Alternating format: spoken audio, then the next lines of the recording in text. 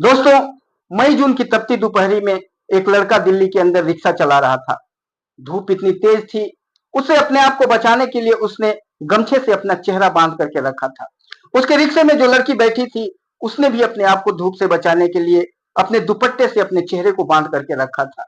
लड़का रिक्शा चलाते हुए आगे बढ़ रहा था। उसे प्यास का आभास होता है और सामने ही उसे एक पानी की टंकी दिखती है। वो रिक्शे में बैठी हुई लड़की से कहता है कि मैडम, 2 मिनट रुकिए, मैं थोड़ा पानी पी लेता हूँ।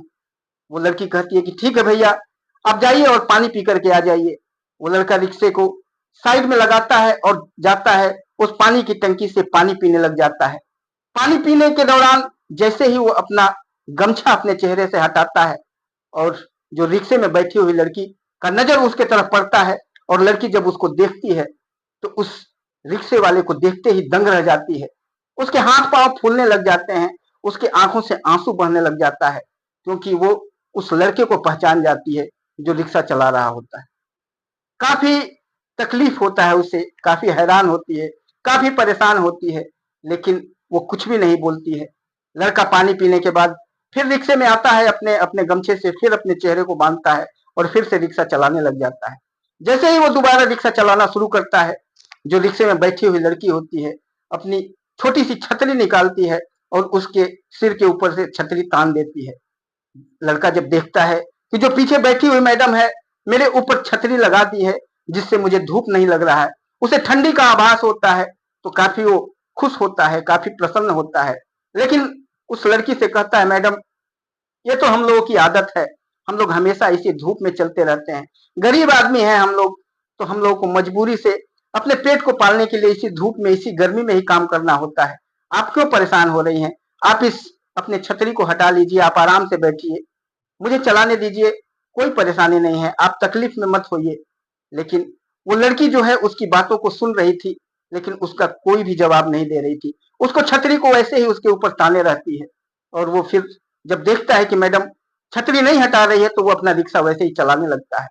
रिक्शा चलाते हुए वो आगे बढ़ता रहता है और थोड़े ही देर में रेलवे स्टेशन, दिल्ली के रेलवे स्टेशन पर पहुंच जाता है। जब वो रेलवे स्टेशन पर पहुंचता है और पहुंचने के बाद जब मैडम का बैग उतार करके और स्टेशन पर उनके साथ बैग को लेकर के जाता है और मैडम फिर अपना पैसा उसे निकाल करके जब उसका किराया देने लग जाती है, अपने चेहरे से अपना दुपट्टा जब हटाती है, तो उस लड़की को देख करके दंग रह जाता है। इसके पैरों तले जमीन खिसक जाती है, इसके आंखों से आंसू बहने लग जाता है। ये काफी हैरान और परेशान हो जाता है। दोस्तों, जब वो लड़की इसको देखती है रोते हुए, उसके भी आंखों से आंसू बहने लग जाता है, वो भी दहाड़े मार मार करके रोने लग जाती है। वहां पर स्टेशन पर जितने भी लोग थे, जितने भी पैसेंजर थे, वो जब इन दोनों को देखते हैं कि एक रिक्शा वाला अभी इस मैडम को छोड़ने के लिए आया था, ट्रेन पर चढ़ाने के लिए आया था, क्या हो गया कि रिक्शा वाला रो रहा है और रिक्शे वाले को देख करके ये जिस मैडम को छोड़ने के लिए आया था वो भी रो रहा है, वो लड़की भी रो रही है लगातार और ये लड़का भी रो रहा है। ऐसा क्यों? ऐसा क्यों ये लोग रो रहे हैं?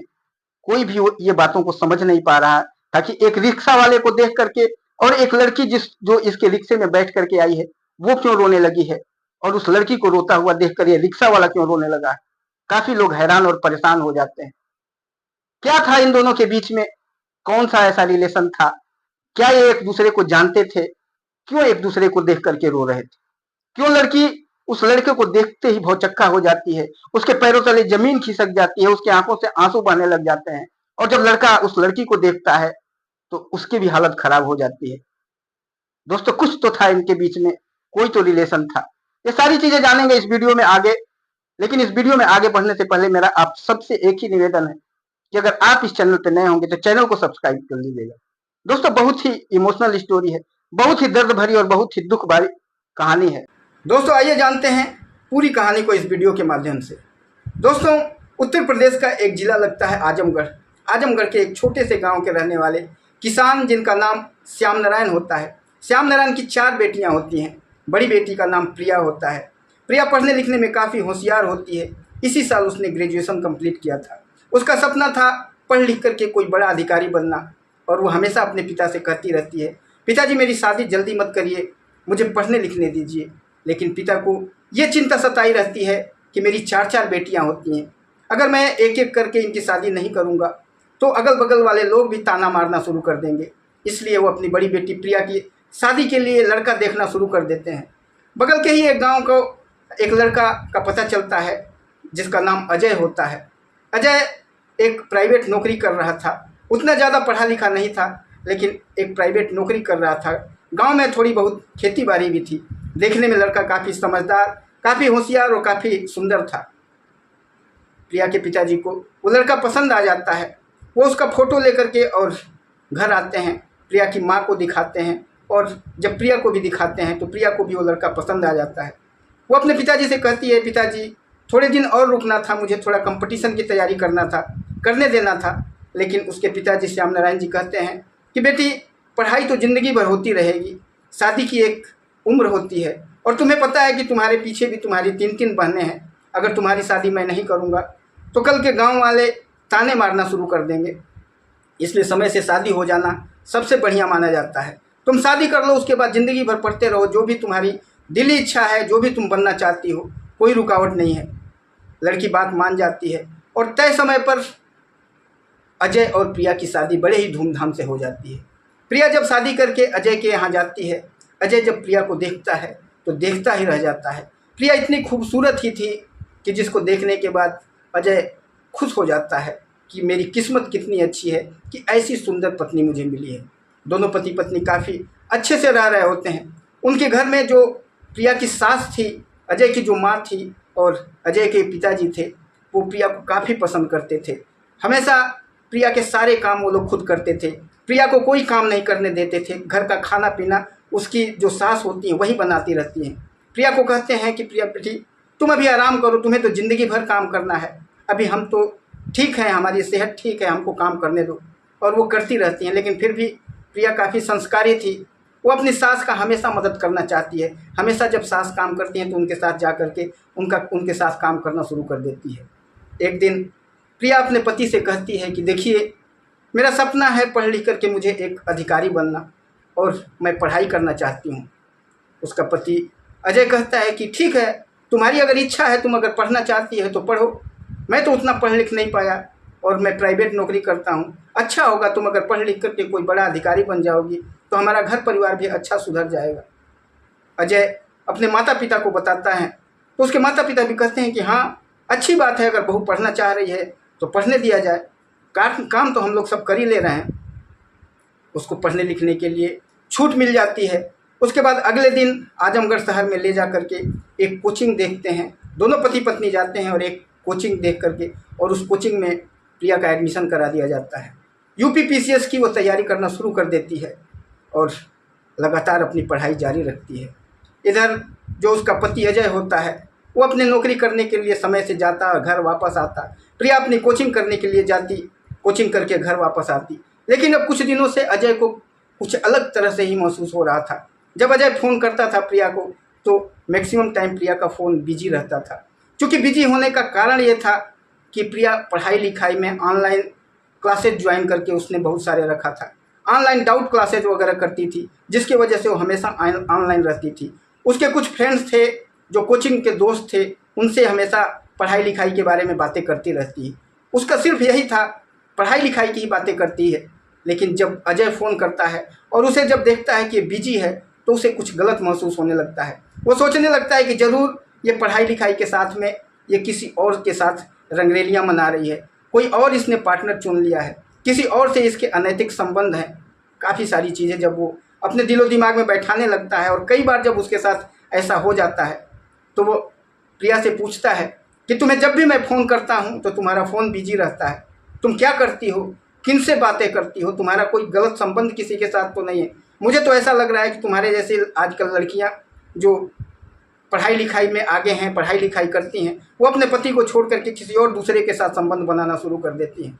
कहीं तुम ये सब काम तो नहीं कर रही हो। जब प्रिया ये बातें अपने पति की सुनती है तो भौचक्का रह जाती है, हैरान और परेशान हो जाती है, और सोचती है कि मेरा पति कितना गंदा आदमी है, क्यों ऐसी गलत चीज़ें सोचता है। वजह से कहती है कि देखिए ये गलत चीज़ें अपने दिमाग से निकाल दीजिए, ऐसी चीज़ें मत बोला करिए, ये पति पत्नी के लिए अच्छा नहीं होता है। मैं कसम खा करके मैं मंदिर में चलिए तो मंदिर में मैं हाथ रख के कसम खा लेती हूँ कि मेरा ऐसा कोई रिलेशन किसी के साथ नहीं है। मैं जो भी बातें करती हूँ सिर्फ पढ़ाई लिखाई से रिलेटेड करती हूँ, अपने दोस्तों से पढ़ाई लिखाई के बारे में बातें करती हूँ। कोई डाउट होता है अपने दोस्तों से पूछती हूँ, और एक दो मैंने डाउट क्लासेज ज्वाइन कर रखा है, उससे अपना डाउट वगैरह क्लियर करती रहती हूँ। इसलिए मेरा मोबाइल हमेशा मैक्सिमम टाइम बिजी तुम्हें मिलता होगा। ऐसा गलत चीज़ें मत सोचो कि मेरा किसी और के साथ रिलेशन है या कोई और चीज़ें हैं। लेकिन कहते हैं कि अगर आदमी के दिलो दिमाग में अगर कोई भी चीज़ गलतफहमी अगर पैदा हो जाती है तो धीरे धीरे और अपना विकराल रूप धारण करने लग जाती है। और अजय के साथ यही होने लगा था। अजय अब ये चाहे कुछ भी कहती थी लेकिन अजय इसकी बातों को नहीं मानता था। उसके दिलो दिमाग में तो बस यही बैठ गया था कि ज़रूर ये किसी के साथ गलत संबंध बनाती है, कोई और इसका दोस्त है, उसके साथ ये बातें करती रहती है। और एक दिन जब शाम को वो ऑफिस से अपने आता है, और उससे पहले वो जब ऑफिस में था कई बार इसको फ़ोन कर चुका था लेकिन इंगेज मिल रहा था, बिजी मिल रहा था। काफ़ी गुस्से में ऑफिस से आता है और ऑफिस से आने के बाद इससे बातें करता है। कहता है कि तुम्हारा फ़ोन आज पूरे दिन क्यों बिजी था, क्या कर रही थी तुम ज़रूर अपना कोई यार बना करके रखी हो, तुम मेरे पीठ पीछे धोखा कर रही हो, तुम किसी और के साथ अपना शारीरिक संबंध बना रही हो। इतनी सारी चीज़ें, इतनी और उल्टी सीधी बातें वो बोल देता है कि जो प्रिया होती है, प्रिया एकदम आग बबूला हो जाती है, गुस्सा हो जाती है। क्योंकि कोई भी औरत या कोई भी लड़की अगर उसके ऊपर इस तरह से गलत लांछन लगाया जाएगा तो उसकी जो आग लगना संभाविक है, और वो काफ़ी नाराज़ हो जाती है, काफ़ी गुस्सा हो जाती है। और इसी गुस्से में अजय और प्रिया के बीच में काफ़ी तू में बढ़ जाता है। उसके सास ससुर बीच बीच में आकर के इनको रोकने और टोकने की कोशिश करते हैं, संभालने की कोशिश करते हैं, लेकिन इन दोनों की तू में इतना आगे बढ़ जाता है कि जो अजय होता है वो एक दो थप्पड़ प्रिया को लगा देता है। जब प्रिया के ऊपर वो हाथ उठा देता है तो प्रिया को काफ़ी बुरा लगता है। प्रिया बैठ करके काफ़ी देर रोती है और उसके बाद अपने पिता को फ़ोन करती है और कहती है कि मैं अब इस घर में नहीं रहूँगी। जिस आदमी को कहते हैं कि पति और पत्नी का जो रिश्ता है वो आपस के जो एक दूसरे के जानने और पहचानने वाली चीज़ें होती हैं, एक दूसरे के ऊपर भरोसा करने वाली चीज़ें होती हैं। और जब इसको मेरे ऊपर भरोसा ही नहीं है, अगर इसका किसी भी पति का अगर पत्नी के ऊपर भरोसा नहीं है तो उसके साथ रहना बेकार है। ये तो हमेशा लांछन ऐसे ही लगाता रहेगा, चाहे मैं कुछ भी रहूं, चाहे मैं कितना भी पतिव्रता रहूं, लेकिन इसकी जो दिलो दिमाग में जो बैठ गया है वो चीज़ तो निकल ही नहीं सकता है। इसलिए मैं अब इसके साथ नहीं रहूँगी। उसके जो प्रिया के पिताजी होते हैं काफ़ी उसको समझाते हैं, प्रिया के सास ससुर भी उसे समझाते हैं, बेटी ऐसा मत करो, कोई भी एक स्टेप लेने से पहले 1000 बार सोचो। इसको समझाया जाएगा, लेकिन प्रिया काफ़ी नाराज़ हो गई थी। वो अपने पिता से भी कहती है कि मैं आ रही हूँ, अब मैं इसके साथ नहीं रह सकती हूँ। और प्रिया उसी गुस्से में घर से निकल जाती है और अपने पिताजी के घर पहुँच जाती है। वहाँ जाने के बाद सारी चीज़ें अपने माँ बाप को बताती है। उसके माँ बाप बहुत दुखी होते हैं, प्रिया को ही बोलते हैं कि बेटी ये सब चीज़ें परिवार में होते रहते हैं, पति पत्नी के बीच में ये सब नोक झोंक होते रहता है, इतना तुमको भी उतावला नहीं होना चाहिए। तुम्हारा पति भी गलत है, उसको भी पत्नी के ऊपर इस तरीके से शक नहीं करना चाहिए। गलती उसने भी किया और गलती तुम्हारी भी है कि एक छोटी सी चीज़ को लेकर के तुम आ गई। लेकिन प्रिया अब किसी की बात नहीं सुनती है, कहती है कि मैं अब उसके साथ नहीं रहूँगी, मैं नहीं जाऊँगी। और फिर अपना उसको छोड़ करके अपने माता पिता के साथ ही रहने लग जाती है। थोड़े दिन के बाद अपने माता पिता के साथ रहते रहते वो एक कोचिंग ज्वाइन कर लेती है और आगे अपनी यूपीपीसीएस की तैयारी शुरू कर देती है। और एक तलाक का कागज़, एक तलाक की नोटिस अपने पति को भिजवा देती है। उधर अजय गुस्से में जो चीज़ें बोल चुका था, लेकिन अभी भी उसको दिलो दिमाग में था कि मैं पत्नी को लेकर के आऊँगा, हो सकता है कि अनजाने में हो गया हो। लेकिन जब प्रिया उसको तलाक का नोटिस भेजती है तो उस तलाक के नोटिस को लेने के बाद वो भी गुस्से में हो जाता है, वो भी तैश में आ जाता है और उस तलाक के नोटिस को साइन करके वो भी भेज देता है। एक दो केसेस चलती हैं, एक दो बार ये कोर्ट वगैरह में जाते हैं और फाइनली इन दोनों के बीच में तलाक हो जाता है। जब तलाक हो जाता है तो प्रिया अपने माता पिता के साथ रहने लग जाती है और ये यहाँ पर रहने लग जाता है। लेकिन तलाक के साथ साथ में ऐसी चीज़ें होती हैं, एल्यूमिनी के तौर पर काफ़ी सारा रकम मांगा जाता है और इसको देना पड़ता है। ये इसके पास कोई पैसा नहीं होता है, ये अपनी जो भी ज़मीनें छोटी मोटी थी उन ज़मीनों को बेच करके और वो पैसा पूरा एल्यूमिनी के तौर पर अपनी पत्नी प्रिया को दे देता है। दोस्तों, प्रिया को तो पैसा मिल जाता है, लेकिन इसकी जो माली हालत थी अजय की ख़राब हो जाती है। अब इसके पास कोई पैसा नहीं होता है। अब जो नौकरी करता है ये प्राइवेट, थोड़े बहुत जो पैसे मिलते हैं उससे बड़ी मुश्किल से घर परिवार का खर्चा चल रहा होता है। वो अब हैरान और परेशान हो जाता है और वहाँ से फिर अपने माता पिता को कहता है कि मैं अब जा रहा हूँ दिल्ली, और दिल्ली में मैं कमा करके और पैसा ले आऊँगा, तभी हम लोग का घर चलेगा। और फिर वो दिल्ली निकल जाता है। इधर प्रिया अपने एक कोचिंग में एडमिशन ले लेती है और जी जान लगा करके और पढ़ाई करने लग जाती है। उसके माता पिता बार बार उसे कहते हैं, बेटी जो हो गया हो गया, अब तो दूसरी शादी कर ले, तलाक तो हो ही गया, अब दूसरे लड़के ढूंढ करके तेरा शादी करवा देते हैं, क्योंकि इतनी बड़ी पहाड़ सी ज़िंदगी तुम कैसे अकेले काटोगी। लेकिन प्रिया कहती है, अब मैं किसी भी व्यक्ति से शादी नहीं करूँगी, मैं जिससे दूसरे से शादी करूँगी कल के दिन वो भी ऐसे ही करेगा, ऐसे ही शक करेगा, इसलिए मैं अब किसी और से शादी नहीं करूँगी। अब सिर्फ मुझे, मेरा एक ही एम है, मुझे पढ़ लिख करके और एक बड़ा अधिकारी बनना है। और वो अपनी पढ़ाई जारी रखती है, एक दो बार टेस्ट देती है, फेल होती है, लेकिन फाइनली वो एक बार सेलेक्ट हो जाती है और एसडीएम बन जाती है। दोस्तों, जब वो एसडीएम बन जाती है तो घर परिवार वाले काफ़ी खुश हो जाते हैं। उसके गांव में मिठाइयाँ बांटी जाती है, गांव वाले जो होते हैं काफ़ी बड़ा फंक्शन करते हैं, गांव वाले भी काफ़ी खुश होते हैं कि उनके गांव की बेटी एसडीएम बन गई है, काफ़ी खुशी का माहौल होता है। और जब वो एसडीएम का ट्रेनिंग करने के लिए जाती है, अपने माता पिता से कहती है, पिताजी अब मैं जा रही हूँ और कुछ दिनों की ट्रेनिंग है, ट्रेनिंग करने के बाद फिर मैं आऊँगी। तो आने के बाद मेरा पहला काम है कि जो मेरी बहनें हैं, मेरी शादी के बारे में अब बात कोई नहीं करेगा, अब जो मेरे बाद जो 3 बहनें हैं, एक एक करके मैं पैसा कमाऊँगी तो इन लोगों की शादी करूँगी। उसके पिताजी और माताजी की आंखों में आंसू होता है, क्योंकि वो लोग चिंता करते हैं अपनी बेटी का कि बेटी अपनी ज़िंदगी अकेले कैसे काटेगी बिना शादीशुदा का। फिर उसके बाद वो अपना ट्रेनिंग के लिए निकल जाती है। आजमगढ़ से वो बस पकड़ती है, बस पकड़ने के बाद वो दिल्ली पहुंच जाती है। दिल्ली बस स्टैंड पर वो रिक्शा ढूंढ रही होती है, कई रिक्शे वालों से पूछती है कि मुझे रेलवे स्टेशन जाना है, रेलवे स्टेशन छोड़ दो। तो रिक्शे वाले अपने मनमर्जी का पैसा मांगते हैं, कोई 200 मांगता है, कोई 150 मांगता है, कोई तो 250 रुपये भी मांगता है बस स्टैंड से रेलवे स्टेशन छोड़ने का। तभी एक रिक्शा वाला अपना मुंह बांध करके, धूप के वजह से अपने मुंह पर गमछा बांध करके उसके पास आता है और कहता है, मैडम कहाँ जाना है आपको? तो कहती है कि मुझे रेलवे स्टेशन जाना है। तो कहता है कि आ जाइए, बैठ जाइए, मैं छोड़ देता हूँ आपको। तो कहती है कि पहले बताओ कितना पैसा लोगे? जितना ये लोग मांग रहे हैं 250, 300, 200, उतना तो पैसा मैं नहीं देने वाली हूँ, तुम बताओ तुम कितना पैसा लोगे? तो कहता है, आपको जो मर्जी जितना पैसा देना होगा वो दे दीजिएगा, मैं ले लूँगा, कोई दिक्कत नहीं है, मेरा बोहनी का टाइम है, अभी तक बोहनी नहीं हुआ है, इसलिए आप बैठ जाइए, मैं ले करके चलता हूँ। तभी वो कहती है, नहीं ऐसे नहीं चलूँगी मैं, पहले क्लियर कर लो कि कितना पैसा तुम लोगे। वो कहता, मैडम मैंने बोला कि आप जितना दे दोगे मैं ले लूँगा, लेकिन अगर आप ऐसे कही रही हैं तो आप 80 रुपये मुझे दे दीजिएगा। प्रिया तैयार हो जाती है और उसके रिक्शे पर बैठ जाती है और रिक्शे पर बैठ कर चल देती है। थोड़े दूर जाने के बाद जब वो पानी पीने के लिए रुकता है, अपना गमछा उतारता है, तो प्रिया उसे देखने के बाद हैरान और परेशान हो जाती है। उसे देख करके वो पहचान जाती है कि और कोई नहीं, ये मेरा पति ही है। लेकिन वो सोचने लग जाती है कि आखिर इसके पास तो नौकरी भी थी, जगह ज़मीन भी था, लेकिन ये रिक्शा क्यों चलाने लगता है? लेकिन वो कुछ भी नहीं बोलती है, अपना चेहरा बांधे हुए उस रिक्शे पर बैठी रहती है। और फिर जब वो पानी पी करके रिक्शा पर बैठता है तो उसके दिल की जो धड़कनें हैं जो बढ़ जाती हैं। उसे बड़ा तकलीफ़ होता है कि इस धूप में, इस इतने पसीने बह रहे हैं, इतनी चिलचिलाती धूप में ये कैसे रिक्शा चला रहा है। अपनी छतरी को उसके ऊपर तान देती है और अंदर ही अंदर रो रही होती है कि देखो कहाँ से कहाँ मेरा पति आ गया है। वो रिक्शा चला करके स्टेशन पर जब पहुँचता है, स्टेशन पर पहुँचने के बाद जब ये अपना दुपट्टा खोलती है और इसका चेहरा जब उसका पति देखता है तो दोनों एक दूसरे को देख करके अबाक रह जाते हैं। दोनों हैरान और परेशान हो जाते हैं, एक दूसरे को देखने लग जाते हैं और कुछ नहीं बोलते, सिर्फ और सिर्फ रोते रहते हैं।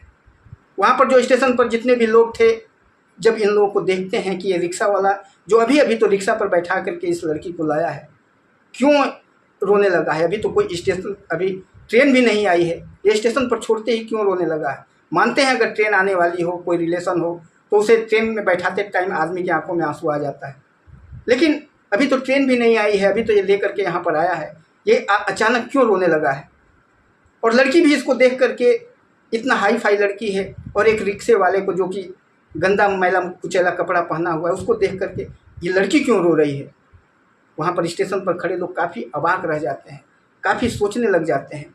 तभी प्रिया कहती है कि देखो प्रिया अपने पति से कहती है, देखो अगर तुम्हारे पास थोड़ा बहुत समय है, मेरी अभी ट्रेन आने में काफ़ी टाइम है, अगर तुम्हारे पास कोई समय है तो थोड़ा आ जाओ, 5-10 मिनट बैठ लेते हैं, कुछ बातें करते हैं। उसका पति उसके साथ चला जाता है और बगल में ही एक बेंच होता है, उस बेंच पर दोनों पति पत्नी बैठते हैं। और जैसे ही बैठते हैं, प्रिया अजय की तरफ देखती है। अजय के भी आंखों में आंसू होता है और प्रिया के भी आंखों में आंसू होता है।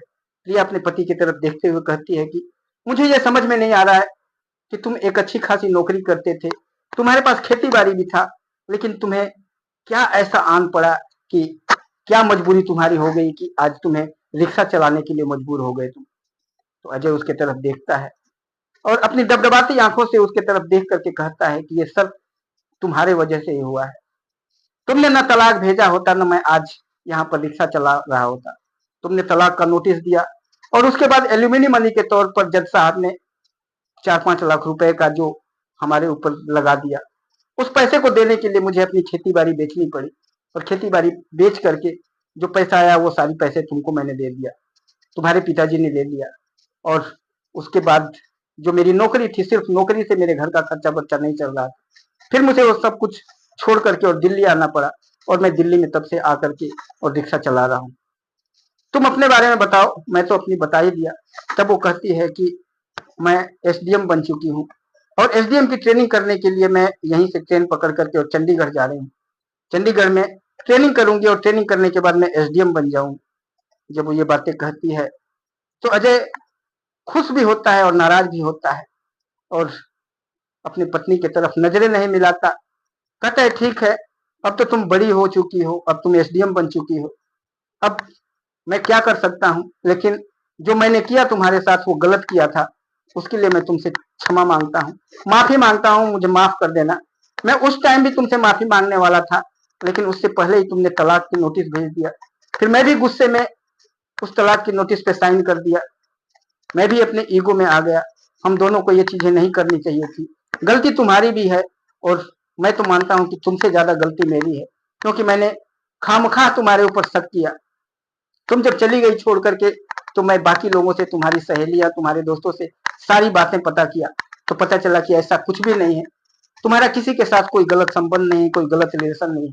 मेरे ही दिमाग का ये फितूल था जिसकी वजह से हम दोनों दूर दूर हो गए, हमारा परिवार बिखर गया। इसके लिए मुझे क्षमा कर देना।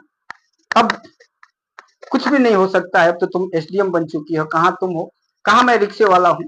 इसलिए तुम जाओ और मेरी जो दुआएं हैं तुम्हारे साथ हैं, तुम हमेशा खुश रहो।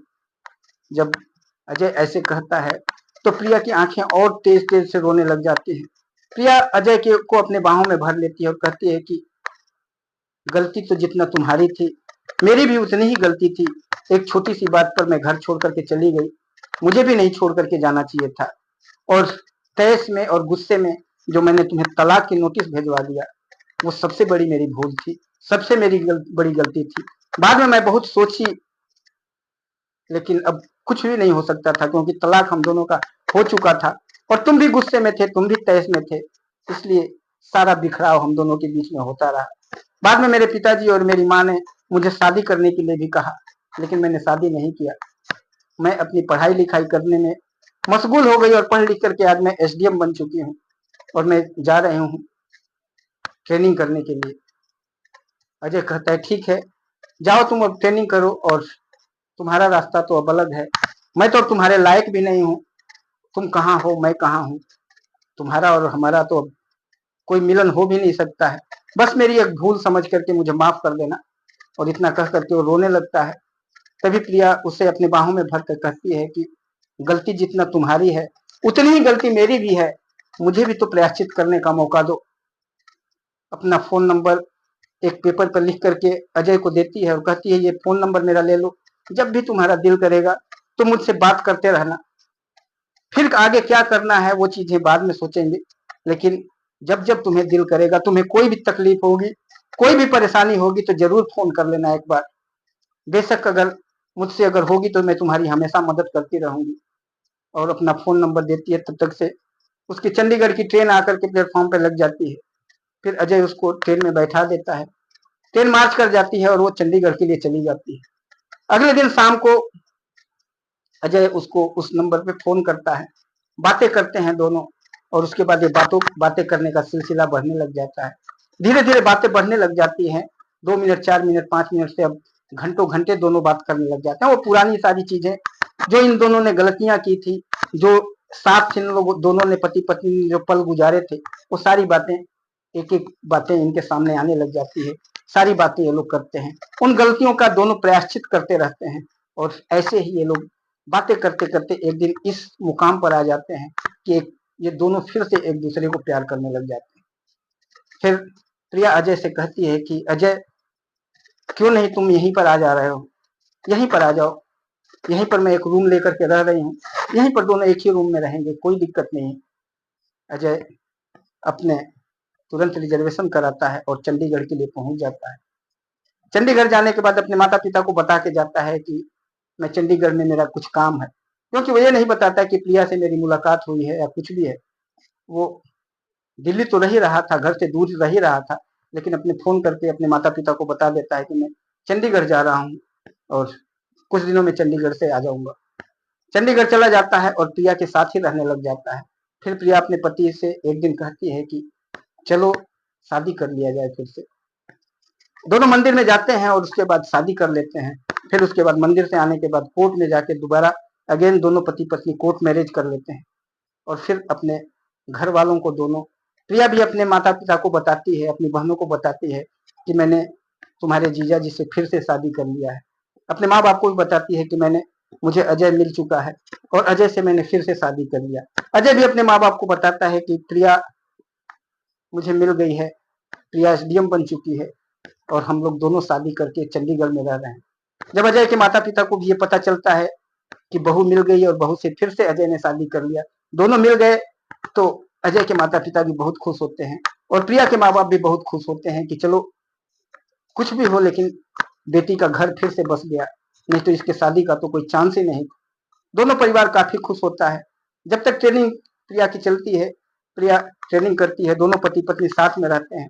ट्रेनिंग जैसे ही खत्म होता है, प्रिया अपने घर आती है, अपने माता पिता के साथ मिलती है, अजय को भी साथ में लेकर के आती है, माता पिता से मिलते हैं। फिर अजय और प्रिया अपने ससुराल जाते हैं, अजय के घर जाते हैं, वहां पर अपने सास से और अपने ससुर से प्रिया मिलती है। दोनों परिवार काफी इन दोनों को आशीर्वाद देता है। उसके बाद वहीं पर बगल के जिले में एसडीएम के तौर पर उसकी पोस्टिंग हो जाती है। वहीं पर उसको एक आलीशान बिल्डिंग मिलता है, आलीशान घर मिलता है, वहीं पर अपने पति के साथ वो रहने लग जाती है। थोड़े दिनों के बाद 1-1.5 साल के बाद उसे एक बेटा होता है। बेटा होने के बाद घर परिवार में काफी खुशी का माहौल हो जाता है। खुशी से अपना परिवार, ये लोग अपना जीवन यापन कर रहे होते हैं और अब प्रिया का जो मेन मकसद था, जो अपने माता पिता को पहले भी वो बता चुकी थी कि जो मेरी तीनों बहनें हैं इनकी शादी मैं करूंगी, अब प्रिया अपनी धीरे धीरे एक एक करके अच्छा अच्छा लड़का देख करके अपनी तीनों बहनों की शादी कर देती है। शादी करने के बाद फिर अपने पति अजय को एक काफी अच्छा बिजनेस, एक दुकान, बहुत बड़ी दुकान करवा देती है। अब अजय भी उसके साथ ही रहता है, दुकान करता है, बिजनेस करता है। उसके सास ससुर वगैरह सब उसके घर आते जाते रहते हैं। घर परिवार काफी खुशी पूर्वक रहता है। थोड़े दिनों के बाद अपने सास ससुर को भी वो अपने साथ लेकर के आती है और सास ससुर भी उसी के साथ रहने लग जाते हैं। उधर बहनों की भी शादी हो गई थी। माता पिता से भी हर महीने 10 दिन पर वो जाकर के मिलती रहती है। कभी कभी माता पिता को भी लेकर के आती है, कभी कभी सास ससुर को बारी बारी से हर व्यक्ति को ले आकर के अपने पास रखती है, सबकी सेवा सत्कार करती है और काफी खुशी पूर्वक इन दोनों का जीवन चल रहा होता है। दोस्तों, एक बार बिछड़ने के बाद और फिर से पति पत्नी एक हुए, काफी ताज्जुब और काफी सोचने वाली बात है। कहते हैं ना कि ये जो जोड़ियां हैं, भगवान ऊपर से ही बना करके भेजते हैं। चाहे ये कुछ भी खंडन हो, कितने भी विखंडित हो, लेकिन एक न एक दिन फिर ये मिल ही जाते हैं।